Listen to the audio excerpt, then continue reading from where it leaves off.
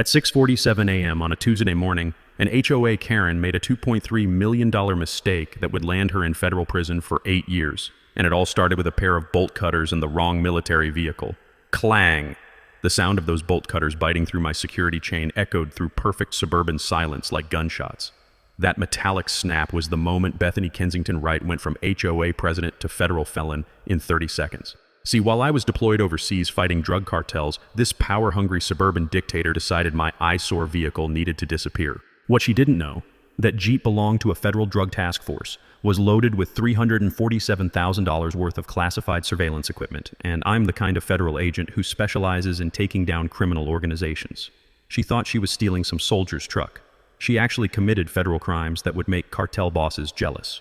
What would you do if some HOA tyrant messed with your property while you're serving overseas?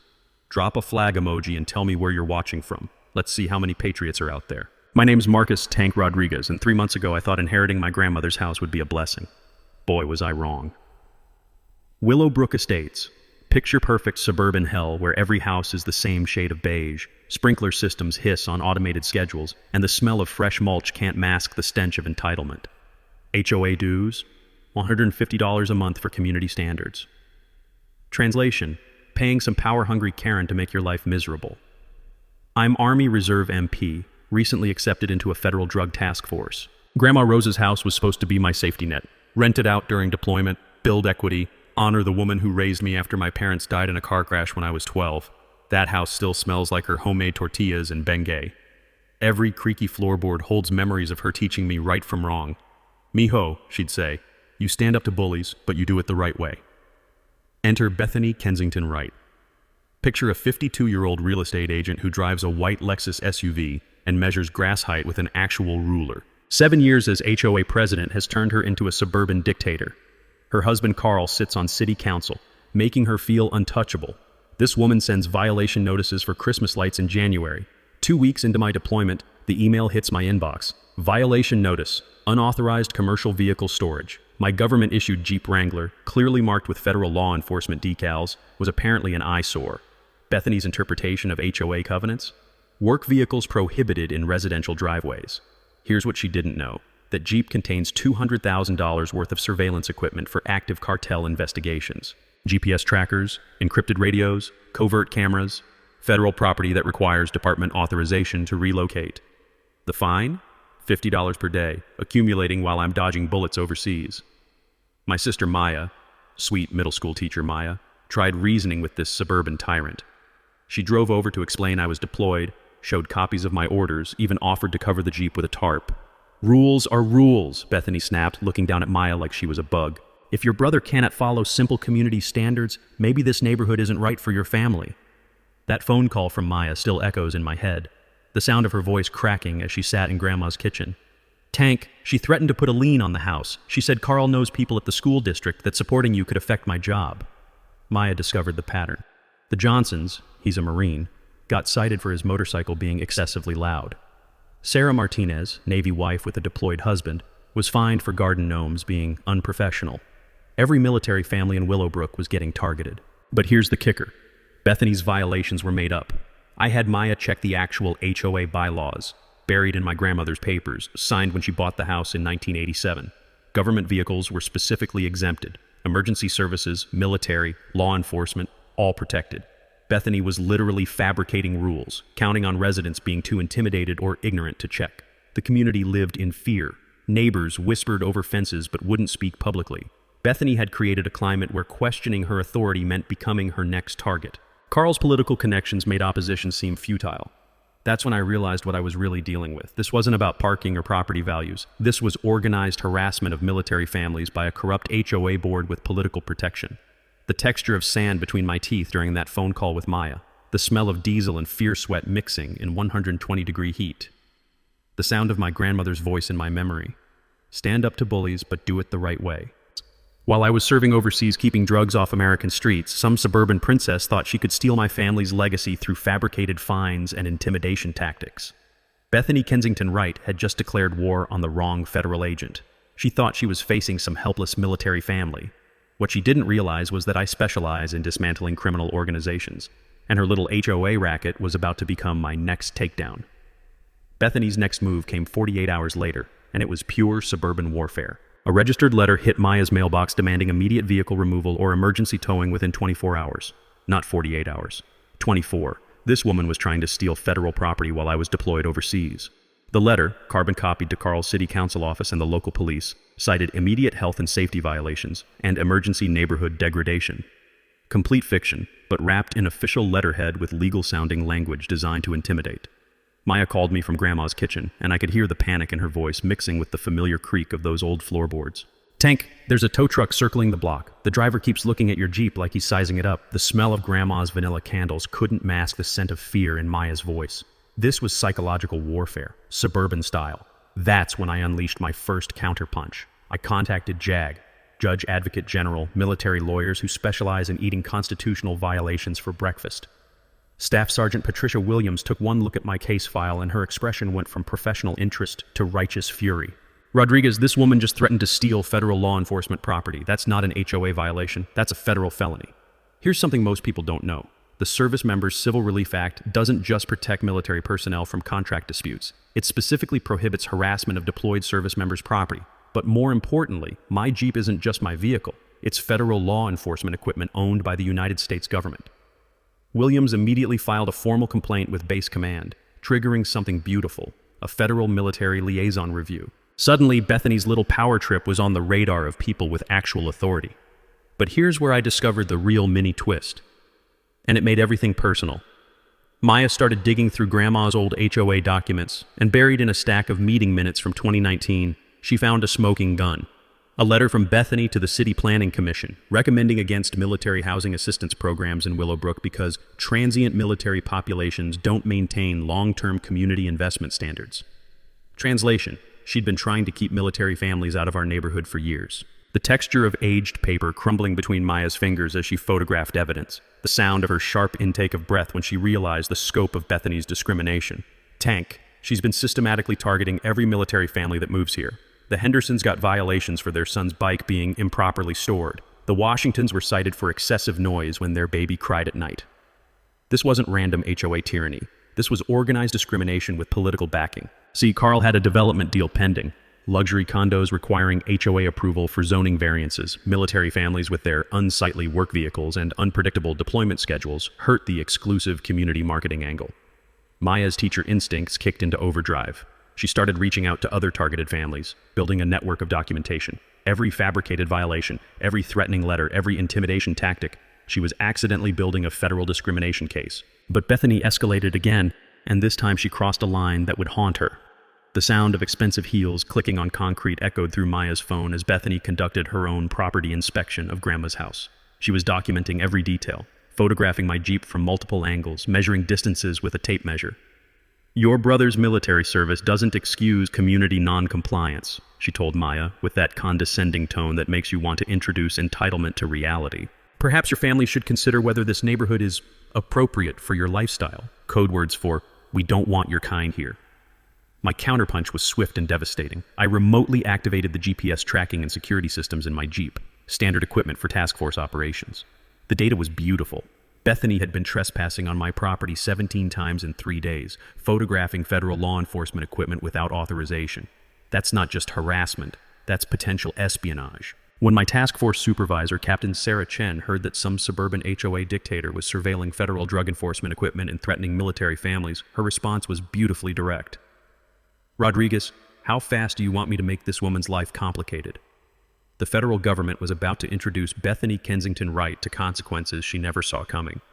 Bethany's next move was pure desperation wrapped in suburban authority, and it nearly destroyed my family.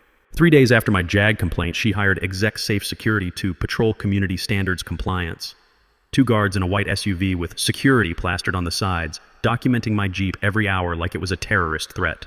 But that wasn't the real problem. The real problem was what they were telling the neighbors.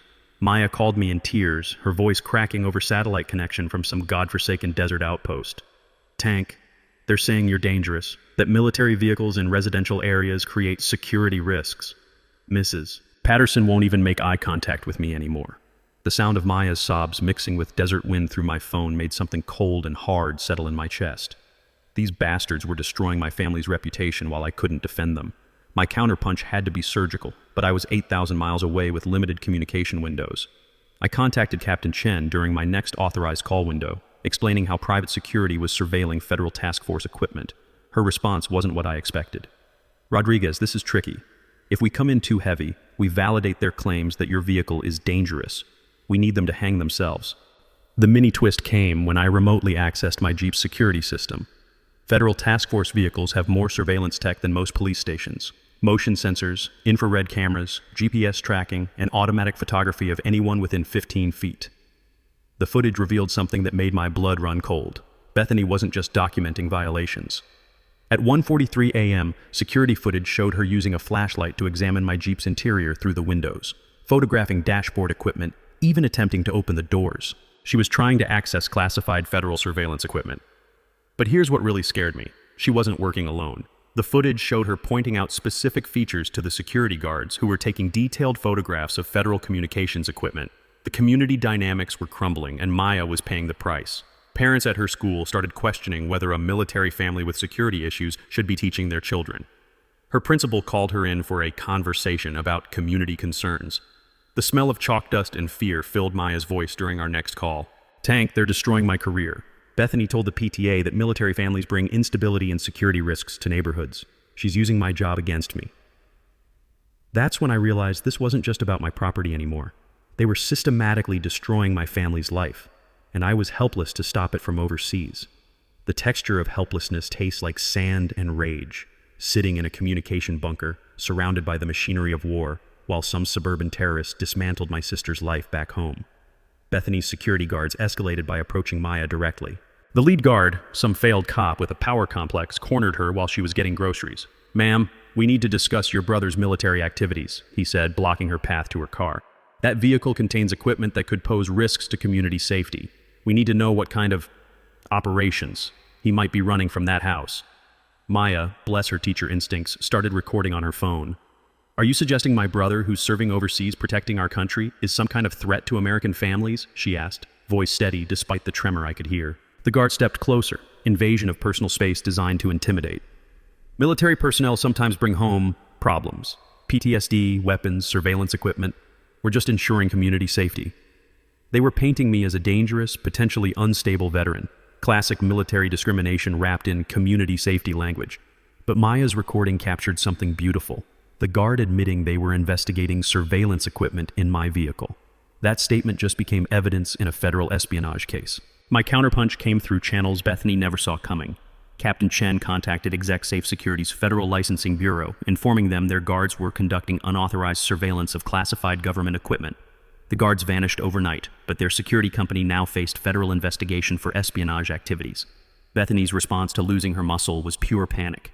She filed emergency complaints with every agency she could think of: police, fire department, code enforcement, even animal control. But she'd just created a paper trail documenting her obsession with federal property. The war was escalating, and I was still stuck overseas while my family took casualties. But Bethany had no idea she'd just triggered protocols that would bring the full weight of federal law enforcement down on her suburban kingdom. Bethany's desperation reached critical mass at 6:47 a.m. on a Tuesday morning, and Maya's security camera caught every federal crime in high definition. The sound I'll never forget. Clang, clang, clang. Bolt cutters biting through my security chain, each metallic snap echoing through suburban morning silence like gunshots. Maya's phone buzzing me awake in a deployment tent 8,000 miles away, her voice pure panic. "Tank, she's cutting your locks. She's got bolt cutters and a tow truck, and she's stealing your Jeep right now." Through Maya's phone camera, I watched Bethany Kensington Wright commit multiple federal felonies in real time. Hair disheveled, still in her bathrobe, she'd hired Discount Dave's towing with cash. No paperwork, no questions, and was frantically directing them to load federal law enforcement property onto their flatbed. The tow truck driver took one look at the federal task force decals and started backing away like the vehicle was radioactive. "Lady, this is government property with federal markings. I ain't touching this for any amount of money." "It's abandoned property," Bethany screamed, her voice cracking with hysteria, spittle flying in the morning air. "I'm HOA president with legal authority to remove community violations." That statement, captured on 3 different security cameras, just became Exhibit A in a federal theft case. My counterpunch was swift and devastating. I immediately contacted Captain Chen through emergency channels, triggering protocols for theft of federal law enforcement equipment. Within minutes, federal marshals were dispatched with lights and sirens to my grandmother's address. But here's the beautiful mini twist. My Jeep's hidden GPS tracker and remote security systems were documenting everything automatically. Federal task force vehicles have kill switches, tracking devices, and cameras that activate when unauthorized movement is detected. The moment Bethany cut my lock, she triggered a federal alert system that pinged Homeland Security databases across 3 states. Maya kept recording when Bethany made her fatal mistake. After the tow truck driver fled, leaving tire marks on the asphalt in his haste to escape, she changed the locks on the community gate, effectively imprisoning my federal vehicle and blocking law enforcement access. If he wants his precious military truck back, he can follow proper HOA procedures, she shrieked at Maya, waving the new keys like some demented suburban warlord. Military service doesn't make him above community standards. The texture of helpless rage coursed through my veins as I watched this entitled suburbanite steal federal property while my sister stood recording her meltdown. The smell of diesel fuel and fear sweat seemed to transmit through the phone connection. Knowledge nugget. Federal task force vehicles contain automatic tracking and alert systems that activate during unauthorized tampering. Cutting locks or attempting to move these vehicles triggers Homeland Security protocols, GPS tracking, and federal response teams. This isn't local crime. It's theft of classified government equipment with terrorism enhancement potential. Takeaway. Stealing federal law enforcement vehicles triggers automatic national security alerts and federal task force response. It's not theft, it's potential terrorism. The community uprising began when Mrs. Patterson witnessed Bethany's public breakdown from her front window. This sweet elderly woman who'd survived the Great Depression and buried 2 military sons wasn't about to watch some HOA Karen terrorize a deployed soldier's family. She called every neighbor, every veteran in Willowbrook, every decent person who'd been silently suffering under Bethany's reign of suburban terror. By 10 a.m., my grandmother's house was surrounded by protective neighbors forming a human shield around federal property. "This stops right here, right now," declared Tom Henderson, 72-year-old Vietnam vet whose own son had done 3 tours in Afghanistan. "You want that boy's vehicle, you go through 30 American veterans first." Maya's voice was stronger when she called me back, supported by a wall of community solidarity that made my throat tight with gratitude. "Tank, you should see this. The whole neighborhood is here. Mr. Henderson brought his American flag. Mrs. Chen is making coffee for everyone. They're not leaving." But Bethany's response to community resistance was pure suburban fascism cranked to 11. She filed emergency complaints with every government agency in the phone book. Police, claiming veterans were forming armed militias. Fire department, alleging explosive hazards from military equipment. Code enforcement, fabricating violations about unauthorized assemblies. Even animal control, claiming emotional support dogs were attack animals. Each false report was another federal crime. Filing false statements about military personnel and federal property carries serious penalties under multiple statutes. The breaking point came when federal marshals arrived at Willowbrook Estates and discovered Bethany had changed the community gate locks, preventing federal agents from accessing their own stolen property. That's obstruction of federal justice. Marshal Jennifer Torres, a no-nonsense federal agent who'd arrested cartel bosses and domestic terrorists, took one look at the locked gate, and her expression shifted from professional courtesy to predatory focus. "Ma'am, you've obstructed federal agents investigating theft of government property. Open this gate immediately, or face additional federal charges." Bethany's response sealed her fate forever. "I don't recognize federal authority over private HOA property. You people have no jurisdiction in my community." She'd just declared war on the United States government while standing in her bathrobe. Game over. I landed stateside 72 hours later, still tasting desert sand and adrenaline, to find Maya sitting in Grandma's kitchen surrounded by enough evidence to topple a small government. But it was the smell that hit me first. Not Grandma's vanilla candles or fresh tortillas. It was the scent of desperation and fear that had soaked into these walls while I was gone. "Tank, you need to see this before the feds get here," Maya said, her hands trembling as she spread documents across Grandma's dining table. "I found something that changes everything." The manila folders contained 5 years of HOA financial records, meeting minutes, and correspondence that Maya had somehow acquired through what she called her teacher network. But buried in the stack was a document that made my blood run cold. A contract between Kensington Urban Holdings and Eastbrook Development Corporation, dated 6 months before I inherited Grandma's house. The subject line read, "Willowbrook Estates Acquisition Strategy, Phase 2 Implementation." "Tank, they weren't just harassing military families randomly," Maya whispered, her teacher instincts having transformed her into an accidental detective. "They were systematically clearing properties for a massive development deal." The texture of aged paper crumbled between my fingers as I read the details. Carl's company had pre-sold 47 properties in Willowbrook to a national development corporation for luxury condos, properties they didn't even own yet, including Grandma's house. "Look at the target list," Maya said, pointing to an appendix that made me want to punch something. Every military family, every elderly resident, every person who couldn't fight back against bureaucratic harassment, all marked for acquisition facilitation. The Hendersons, the Martinez family, Grandma Rosa, all targets in a coordinated campaign to force sales at below-market prices. But here's the revelation that changed everything. Bethany had been forging HOA violations. Maya showed me the original 1987 HOA bylaws, the real ones, not Bethany's fabricated versions. Military vehicles weren't just allowed, they were specifically protected under federal compliance requirements. "Tank, she created fake rules and counted on people being too scared or ignorant to check," Maya said, her voice gaining strength. "But there's more." The HOA financial records revealed systematic embezzlement.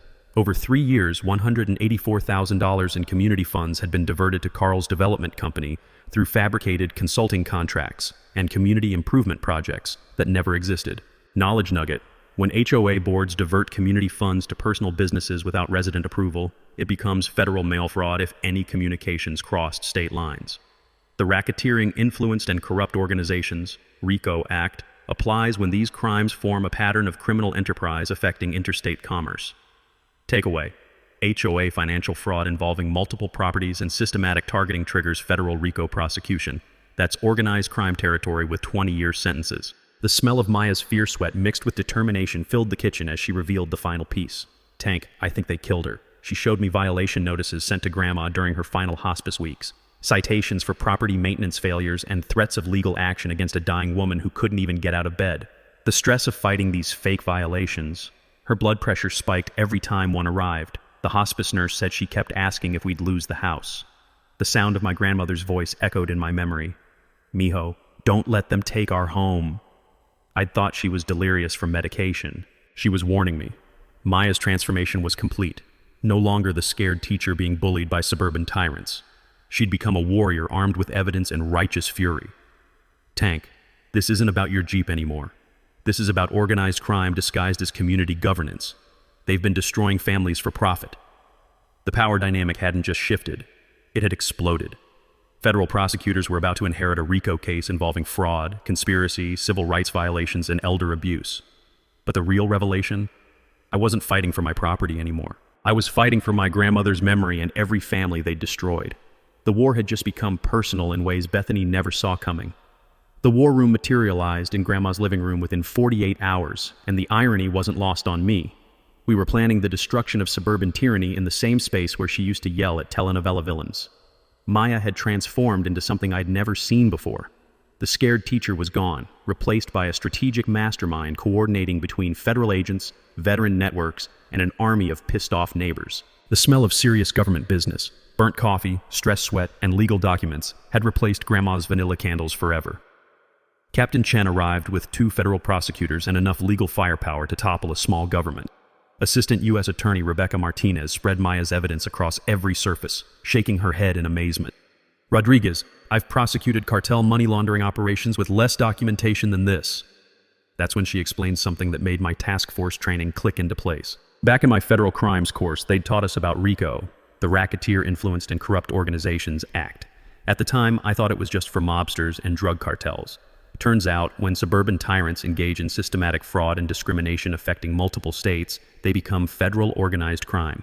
Maya's evidence showed a pattern of criminal enterprise, embezzlement, fraud, civil rights violations, all coordinated between Carl's city council position and Bethany's HOA authority. Interstate commerce was involved through Carl's development deals, which made it federal jurisdiction. The allies gathering in Grandma's living room looked like a resistance movement. Tom Henderson brought his Vietnam vet network. 12 guys who'd survived actual wars and weren't intimidated by suburban corruption. Mrs. Patterson contributed surveillance photos, including shots of Bethany and Carl's midnight meetings in the community center. Maya's teacher union provided something I hadn't expected: media expertise. Educators know how to communicate complex issues to working families, and they'd been waiting for a chance to support military families against discrimination. The sound of Maya's increasingly confident voice coordinating operations filled rooms where Grandma once hummed Mexican lullabies.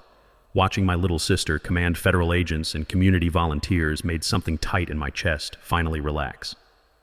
The financial warfare strategy was personal for Maya. She'd spent nights going through HOA records, her teacher brain recognizing patterns that reminded her of catching students who cheated on multiple assignments. The systematic embezzlement wasn't just theft. It was a violation of trust that offended her educator instincts. "Tank, remember when Mom used to balance the household budget on this same table?" Maya said, pointing to forensic accountant spreadsheets showing $184,000 in diverted HOA funds. She taught us that stealing from families was the worst kind of crime. Forensic accountant Jennifer Walsh explained how Carl's scheme worked, selling houses to out-of-state developers before forcing current owners to sell. I remembered similar advance fee frauds from my financial crimes training: promise future property, collect money up front, manipulate circumstances to deliver. Maya had discovered email correspondence between Carl and Eastbrook Development discussing displacement timelines for properties they didn't own. The texture of violation was visceral. These people had planned to steal Grandma's house before she even died. The DIY surveillance network combined my military training with neighborhood determination: hidden cameras, coordinated patrols, encrypted communications. Mrs. Patterson's front window became command central. Tom Henderson's garage housed equipment, and Maya's house served as communications hub. The recall election strategy came from Maya's civics teaching experience. She'd always told her students that democracy only works when citizens participate. Now she was proving it. Most people don't realize that HOA boards can be recalled through resident petitions, typically requiring 25 to 33% of homeowners to trigger special elections. Maya's door-to-door campaign revealed the scope of Bethany's tyranny. The Washingtons had documentation of racial harassment. The Johnsons had records of veteran discrimination. The elderly Kowalskis had been cited for excessive medical equipment noise from their oxygen concentrator. Within 72 hours, Maya collected signatures from 67% of Willowbrook residents demanding immediate board removal. The smell of victory was mixing with desert dust still clinging to my uniform. Media strategy leveraged Maya's teacher network connections. Military family harassment stories went viral in veteran communities, generating congressional attention. 3 representatives requested federal briefings on systematic HOA discrimination. The insurance fraud discovery was pure investigative instinct. Maya found claims Bethany filed for property damage caused by my Jeep, damage that never existed. From my task force experience, I knew insurance fraud was federal prosecutors' favorite charge because it's easy to prove and carries serious penalties. Civil rights attorneys joined our coalition after reviewing discrimination patterns. Systematic targeting of military families violated federal fair housing laws. Elder abuse against Grandma triggered additional federal protections worth millions in damages. Maya's election as interim HOA president happened by acclamation at an emergency residence meeting. Her first act was freezing all accounts pending federal investigation. Watching her take the gavel in the same community center where Bethany had terrorized families for years, that was justice served cold. The stakes had evolved beyond personal vengeance. This case was becoming a national model for prosecuting HOA corruption, protecting military families, and proving that organized communities could defeat organized crime. But Bethany and Carl had no idea the net was closing around them. Bethany's desperation turned criminal at 3:17 a.m. when Maya's infrared cameras caught her in our backyard, frantically burning HOA financial records behind Grandma's tool shed. The acrid smell of burning paper and lighter fluid drifted through Maya's bedroom window, mixing with the scent of fear sweat that seemed to follow Bethany everywhere now. She was hunched over a metal trash can like some suburban witch, feeding documents to flames with shaking hands. "Tank, she's destroying evidence in our yard," Maya whispered into her phone, watching through her bedroom window as Bethany fumbled with matches in the darkness. "She's actually burning financial records while under federal investigation." My silent preparation had been building for weeks. Federal surveillance teams were documenting every desperate move, every crime committed in panic. But watching this entitled suburban princess destroy evidence of her own corruption, that was pure poetry. But Bethany's sabotage escalated beyond property damage into personal warfare that made my task force instincts kick into overdrive. Maya discovered her car vandalized the next morning. All 4 tires slashed, military scum spray-painted across the windshield in dripping red letters. The sound of broken glass crunching under Maya's feet as she circled the damage made something cold and calculating settle in my chest. The texture of helpless rage was familiar from deployment, watching enemies attack people you can't protect. But this wasn't some foreign battlefield. This was suburban terrorism against my family. My countermove was professionally satisfying. I called Captain Chen, who made one phone call that changed everything. Federal protective detail was assigned to Maya and other witness families. Not obvious security, but agents who could blend into morning jogs and coffee shop visits. Bethany's surveillance was now being surveilled by people with security clearances and arrest powers. The community response was beautiful. Tom Henderson organized veteran patrols that made Bethany's midnight visits impossible. The sound of combat boots on pavement at 2 a.m. became the new neighborhood soundtrack. Mrs. Patterson's kitchen became command central, coordinating protection schedules over homemade cookies and righteous fury. But Carl's desperation revealed corruption deeper than we'd imagined. Maya discovered city council recordings where Carl had pressured the police chief to ignore military family complaints. His arrogant voice echoing through Maya's laptop made my federal training memories click into place. Back at the academy, they'd taught us about conspiracy charges. When public officials use their positions to systematically violate citizens' rights, it becomes federal civil rights conspiracy. Carl wasn't just enabling Bethany, he was using government power to facilitate discrimination. These military people bring instability, Carl's recorded voice dripped with entitlement. Their vehicles, their schedules, their problems affect property values and community character. That recording just became Exhibit A in a federal conspiracy case. Bethany's bribery attempt was captured on federal wire surveillance. She approached Maya outside the grocery store, envelope bulging with cash, her designer perfume unable to mask the stench of desperation. "This is $50,000 for your family," Bethany said, hands trembling as she pushed the envelope toward Maya. "Military families deserve better neighborhoods anyway. Take this money, find somewhere more suitable for your lifestyle." Maya, bless her teacher instincts, kept recording on her phone while federal agents monitored from unmarked vehicles. From my federal crimes training, I knew attempted witness bribery carries 5-year mandatory minimums. But Bethany wasn't done committing federal felonies. She actually tried bribing federal agents. Through some private investigator she'd hired with embezzled HOA funds, Bethany attempted to offer federal agents money to make this military situation disappear. The texture of pure stupidity was almost refreshing. She thought federal agents were as corrupt as her suburban kingdom. Federal agents don't just refuse bribes.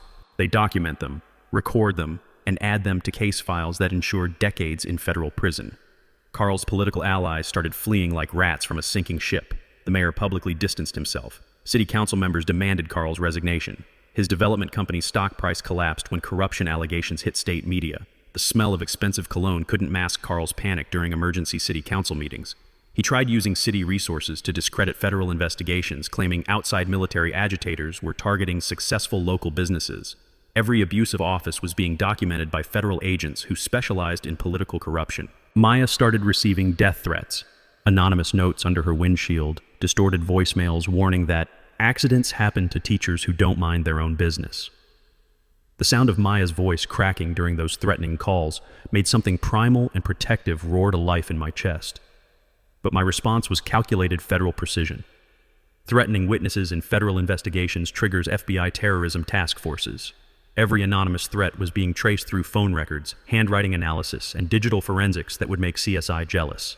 Bethany's final desperate move was filing false police reports claiming Maya was mentally unstable and planning violent retaliation against community leaders.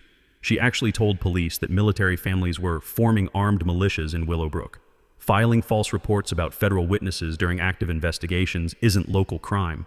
It's federal obstruction of justice with terrorism enhancements. The beauty of federal patience was watching Bethany destroy herself one crime at a time while methodical agents built cases ensuring she'd never terrorize another family. Bethany's final desperate gambit was a full-scale media assassination that revealed the true scope of her suburban criminal network. The attack hit Maya's school first. Anonymous complaints flooded the district office claiming she was radicalizing children with anti-government military propaganda and creating unsafe environments for civilian families. The sound of Maya's voice cracking during her panicked phone call made my hands clench into fists. "Tank, they're trying to destroy my career," she whispered from her empty classroom, the familiar smell of chalk dust and children's innocence now tainted with fear. "Parents are demanding I be fired. The principal called me in for emergency discussions about my associations with unstable military elements." That's when I discovered Bethany had hired Morrison and Associates, the same PR firm that whitewashes politicians after corruption scandals. They were painting me as a dangerous veteran with PTSD who brought military-grade threats to peaceful suburban communities. The texture of manufactured lies felt different from enemy propaganda overseas. This was personal warfare designed to destroy families, not just missions.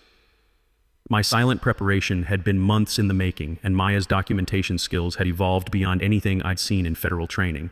She'd been recording every threat, every lie, every coordinated attack on our family's reputation. But the smear campaign revealed something that made my task force experience kick into overdrive. Bethany wasn't working alone. She'd coordinated with HOA boards in 3 states to develop model policies for managing military family disruptions in suburban communities. This wasn't random harassment. This was systematic discrimination being exported nationwide. From my federal civil rights training, I knew conspiracy cases that cross state lines trigger RICO prosecutions. When organizations coordinate to violate citizens' constitutional rights, it becomes organized crime. Maya's counterpunch was beautifully devastating. Her students and parents organized a support rally that filled the school parking lot with American flags and signs reading, "We support Teacher Maya," and "Military families protect our freedom." The sound of 3rd graders chanting, "Thank you, Mr. Tank's sister," echoed across the playground where Maya had spent years nurturing young minds. These children understood justice better than suburban adults. But Bethany's desperation reached criminal insanity when she hired private investigators to surveil Maya's daily life. They followed her to school, photographed her interactions with students, documented her grocery shopping, even tracked her morning jogs. The sound of telephoto camera lenses clicking outside classroom windows made something primal and protective roar to life in my chest. Maya discovered listening devices planted in her car during one of their safety inspections. 3 separate surveillance gadgets, all traceable to Morrison & Associates through federal purchase records. The beauty of federal law is its clarity about electronic surveillance. During my task force training, they'd hammered home that unauthorized surveillance devices trigger the Wiretap Act, 20-year federal sentences when it involves witness intimidation. But planting devices in vehicles crosses into Homeland Security territory with terrorism enhancements. Captain Chen's response was swift and federally devastating. The FBI's Counterintelligence Division took over Maya's case, treating her surveillance as potential domestic terrorism. Suddenly, Bethany's suburban harassment was being investigated by people who hunt international criminals. The media explosion reached national levels when military advocacy networks discovered Maya's story. Congressional representatives started demanding answers about systematic HOA discrimination against service families. The smell of national attention was like gasoline on Bethany's carefully constructed suburban image. Fox News called Maya. CNN wanted interviews. Military Times ran front-page coverage of suburban warfare against military families. Carl's political career died publicly during a live broadcast city council meeting. Federal agents served search warrants while cameras rolled, removing boxes of evidence as Carl sat frozen in his council chair. The texture of absolute humiliation was visible on his face as reality crashed down. But Morrison & Associates made the fatal mistake that triggered federal hate crime investigations. They published a community safety report claiming military families brought elevated crime rates, domestic violence, and substance abuse to suburban neighborhoods. Fabricated statistics, false veteran crime data, deliberate misinformation designed to incite discrimination against protected classes. Maya was reading the report when I saw her teacher instincts transform into righteous fury. Tank, they just attacked every military family in America with lies designed to make communities reject veterans. Publishing false information to incite discrimination against military families violates federal hate crime statutes. When it's coordinated for profit across multiple states, it becomes racketeering with civil rights conspiracy enhancements. The federal investigation exploded across 17 states as other military families came forward with similar harassment stories. Maya's documentation methods became the model for federal prosecutors building RICO cases against corrupt HOA networks. Maya started receiving support emails from military spouses nationwide, sharing stories of fabricated violations, coordinated harassment, and systematic attempts to drive service families from suburban communities. The sound of Maya's increasingly confident voice coordinating with federal attorneys filled rooms where Grandma once told us stories about standing up to bullies. My little sister had evolved from victim to national advocate for military family rights. They thought they were fighting one teacher and one soldier, Maya said, surrounded by federal case files documenting nationwide discrimination patterns. They were actually declaring war on every American family that serves this country. The public reckoning was about to arrive, and it would be federally spectacular. The Willowbrook Estates Community Center had never seen anything like this, packed beyond fire code limits with federal agents lining the walls, news cameras from 6 stations, and military families from across 3 states who'd driven hours to witness suburban justice. The smell of righteous fury mixed with stale coffee and the electric tension of federal law enforcement about to demonstrate why you don't steal government property. Congressional representatives sat in the front row, taking notes for upcoming hearings on military family discrimination. Bethany arrived fashionably late in her white Lexus, pulling up to a gauntlet of protesters holding signs reading "Military Families Matter" and "Prosecute HOA Terrorists." The sound of her designer heels clicking across asphalt was drowned out by veterans chanting, "Thank you for your service," directed at Maya, not her. She entered like a deposed dictator making a final stand. Carl shuffling behind with the broken posture of a man facing federal prison. The texture of pure panic radiated from both of them as they confronted a room full of families they'd systematically terrorized. Maya took the podium first, no longer the frightened teacher being bullied by suburban tyrants. She'd evolved into something powerful, a national advocate whose voice now carried the authority of federal backing and congressional attention. For 5 years, these people used their positions to wage war against military families. Maya began, her words echoing through speakers broadcasting live across social media platforms.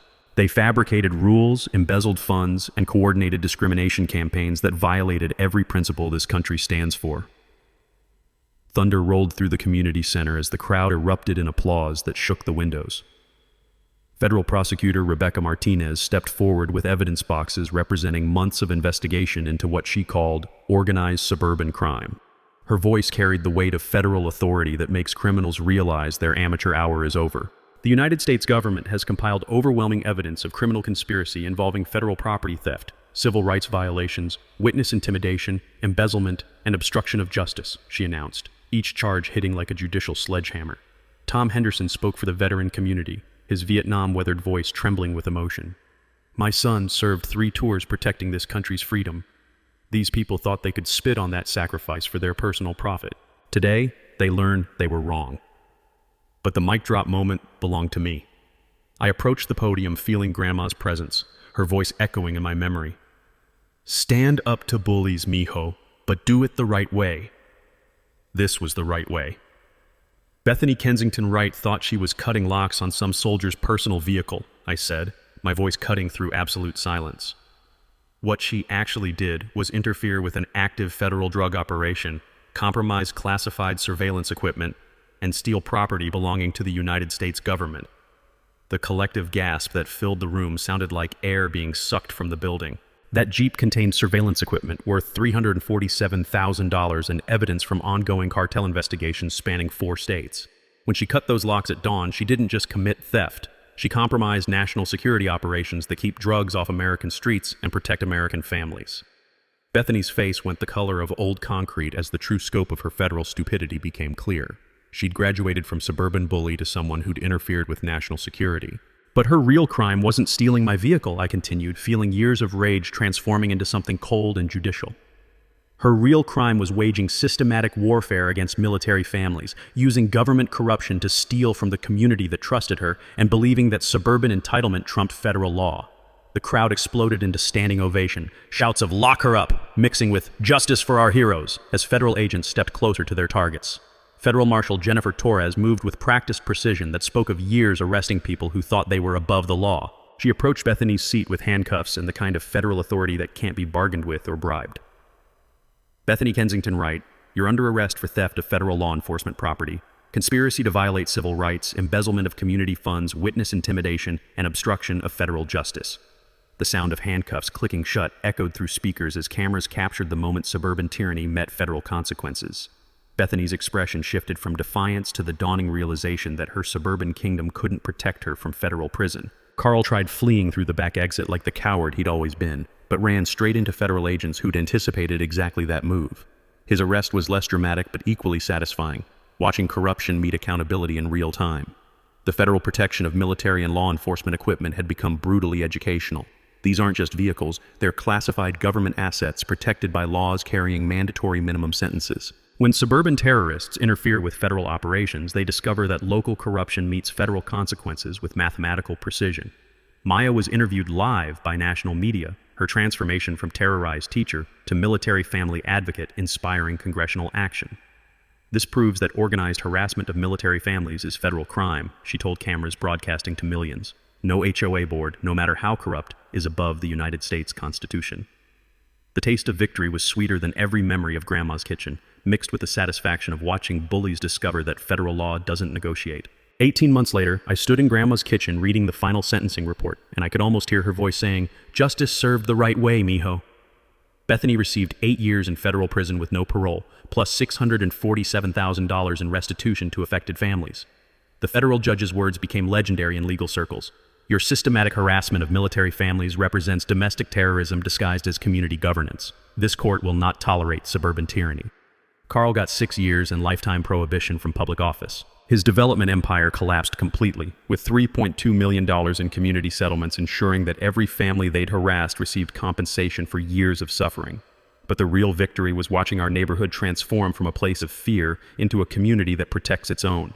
Maya revolutionized HOA governance as the democratically elected president, implementing bylaws that became the national model for military family protection. The smell of fresh hope replaced the stale air of corruption as she unveiled the Willowbrook Military Family Bill of Rights, federal protections written into community law. The Veteran Memorial Park sits where Bethany's house once stood, seized through federal asset forfeiture and transformed by community vote. Children now play on swings where suburban tyranny once lived, their laughter echoing across grass that grows freely without ruler measurements. The Rodriguez Foundation for Military Family Rights became Maya's calling. She left teaching to help families nationwide fight HOA discrimination, using our case as the blueprint for federal civil rights prosecution. Her documentation methods are now taught at FBI training academies. Grandma's house evolved into mission control for military family advocacy. The kitchen where she taught us about standing up to bullies now hosts strategy sessions with congressional staffers, constitutional lawyers, and families fighting their own suburban wars. The practical impact exceeded every hope. Congressional legislation now requires HOA financial transparency and protects military families from systematic harassment. The Tank Rodriguez Act provides federal oversight of community governance, with criminal penalties for discrimination against service members. Knowledge that most people never learn became our gift to American families. Military personnel have constitutional protections that override local ordinances. HOA boards can be recalled through resident petitions requiring only 25% of homeowners. Federal law treats systematic discrimination as organized crime punishable by decades in prison. Takeaway: military families have federal rights that no HOA can override, and communities have power to remove corrupt boards when they organize together. The National HOA Corruption Database documented over 400 similar cases since our story went viral, triggering federal investigations that protected thousands of military families from suburban terrorism. Property values in Willowbrook increased 31% after corruption elimination, proving that justice is profitable and ethical governance attracts quality residents. Military families now specifically seek our community, knowing they'll be protected and celebrated. Maya's transformation into a national advocate brought unexpected joy. She married Captain Sarah Chen's brother David, a Navy veteran who moved to Willowbrook because our story proved military families could win against corruption. Their wedding reception filled the community center where we'd watched federal justice delivered live. I found my own happiness with Elena Martinez, the federal prosecutor who'd helped build our case. She transferred to local operations, and we bought the house next to Grandma's. Waking up every morning in the neighborhood we fought to protect feels like victory served daily. The Rodriguez Military Scholarship Fund, created from lawsuit settlements, has sent 23 military children to college. Each graduation ceremony reminds us that one family's courage can transform entire communities and create opportunities for the next generation.